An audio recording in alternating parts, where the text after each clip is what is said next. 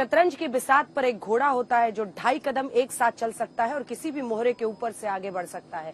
महाराष्ट्र की सियासत में एक ऐसा ही किरदार जिसने अपने दम पर एक पूरी पार्टी में जो बाला साहब ठाकरे की विरासत है उसके लिए बगावत की, मुख्यमंत्री बने और आज चुनावी मैदान में महायुति की तरफ से हैं एकनाथ शिंदे जी, शिवसेना के और मुख्यमंत्री महाराष्ट्र के। बहुत बहुत स्वागत है सर आपका आज तक। मेरा पहला प्रश्न आपसे यही है कि ये जो आज की परिस्थिति में हम देखते हैं, आपने बीते दिनों अपने भाषण में कहा है कि मेरी दाढ़ी की खिल्ली मत उड़ाना, मैं अपनी दाढ़ी से अगाड़ी को गड्ढे में डाला हूं। चालू सरकार को टांगा है और मैंने टांगा पलटी करी है।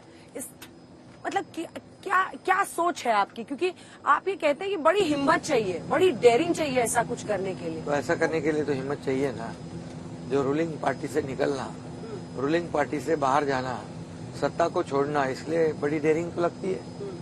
और इतने 50 लोगों को साथ में रखना, ये भी बड़ी डेयरिंग और विश्वास की बात होती है।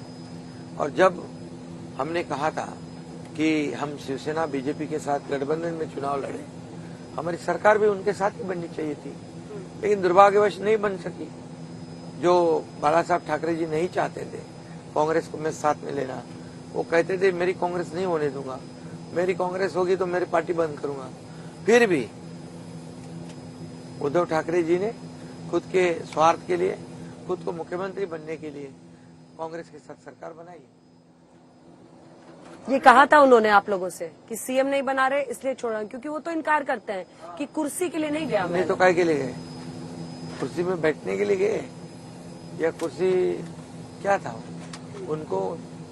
उन्होंने कहा कि भारतीय जनता पार्टी ने हमें कहा है आपको 2.5 साल का मुख्यमंत्री हम बाद में बनाएंगे, तो उनको बनना था, पहले बन गए हो।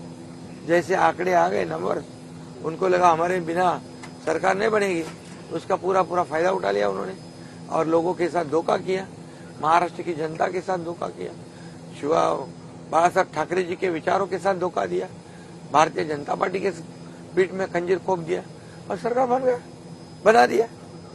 बाला साहब ठाकरे की पुण्यतिथि है और एक पूरी पॉलिटिक्स हो रही है। एक तरफ आप कह रहे हैं कि हम वफादार हैं बाला साहब ठाकरे के, वो कह रहे हैं कि हमारे साथ तो गद्दारी हो गई। अरे गद्दार कौन है?